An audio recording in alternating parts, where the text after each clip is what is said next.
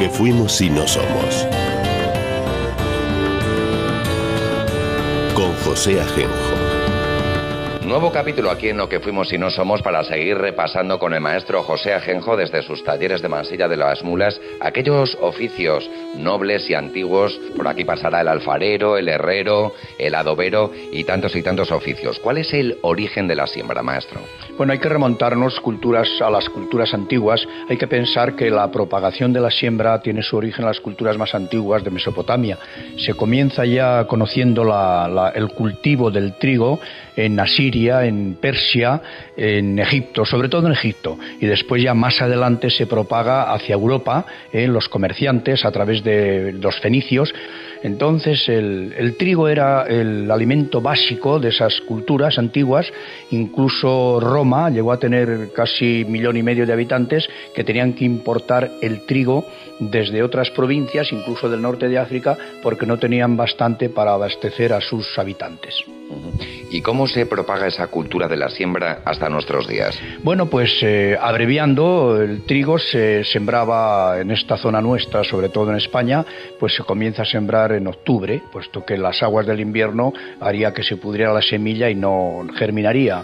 Así pues, el trigo en esta zona, concretamente en esta nuestra de León, abreviando, tenemos la particularidad de que este terreno, esta zona de León y parte de Palencia, los campos góticos que se inician prácticamente con los oteros, pues producía el trigo más exquisito, el trigo mejor granado, que decía don Antonio Viñallo, el abad de la Colegiata de San Isidoro, que los reyes de León tenían el aprovisionamiento del mejor grano para hacer el mejor pan del reino. En la Colegiata de San Isidoro es muy importante, ¿no?, ese calendario agrícola. Sí, es el símbolo, el calendario agrícola ya románico, es el símbolo de aquellos trabajos agrícolas que se desarrollaban en los campos del Reino de León y otros. Y pues muestra o generaliza los trabajos, pero al mismo tiempo detalla aquellos trabajos que se iban realizando mes por mes.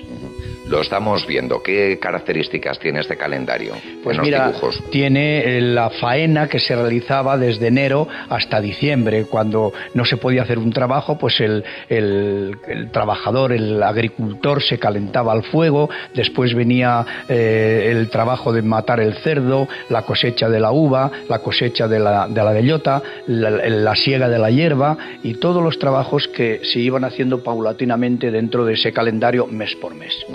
Bueno, aquí tenemos un segador que, bueno, no se llegó a hacer, pero tú tienes aquí el original de Víctor de los Ríos, que sí. Creo que esto es una reliquia. Sí, esta maqueta tiene su historia porque hace 40 años la encargó el ministro de Agricultura de la época y se iba a colocar a la entrada de los campos góticos de León, que era pues casi entre las Grañeras y León. Ahí comenzaban las siegas. Ahí la tierra de campos y la zona de siembra del trigo, pues era donde venían las cuadrillas de segadores. Aún no existían máquinas y había que segarlo, gavillar, hacer a hoz la siega del grano, del trigo.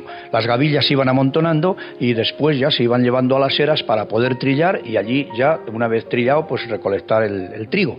Sí, es una escultura preciosa, es muy bonita, que representa un segador que se está limpiando el sudor de la frente con la hoz en la mano y una gavilla. Es una escultura que hubiera sido pues la representación plástica de aquellos trabajos tan pesados y sobre todo tan representativos de la cultura del trigo.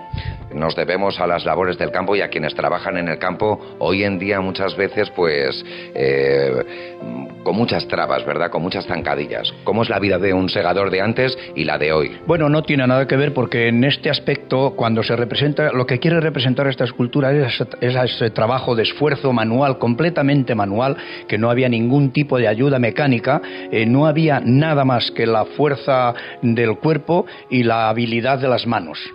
Era todo un trabajo completamente de esfuerzo. Después ya vinieron las máquinas, las segadoras, las gavilladoras, las empacadoras, pero eso ya no tiene nada que ver con esa cultura, la primitiva cultura cuando se segaba desde la época que citábamos antes, Asiria, Media, Persia, Egipto, Grecia, Roma, hasta hace 100 años que vinieron las máquinas. Y no nos olvidamos del papel de la mujer.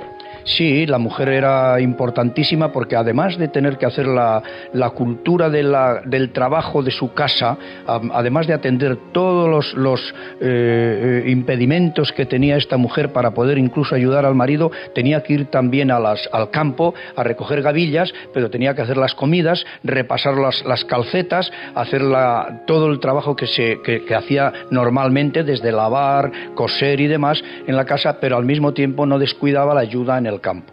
Pues desde aquí, desde los talleres de José Ajenjo, hoy un homenaje a uno de los oficios más nobles de la historia, la del segador.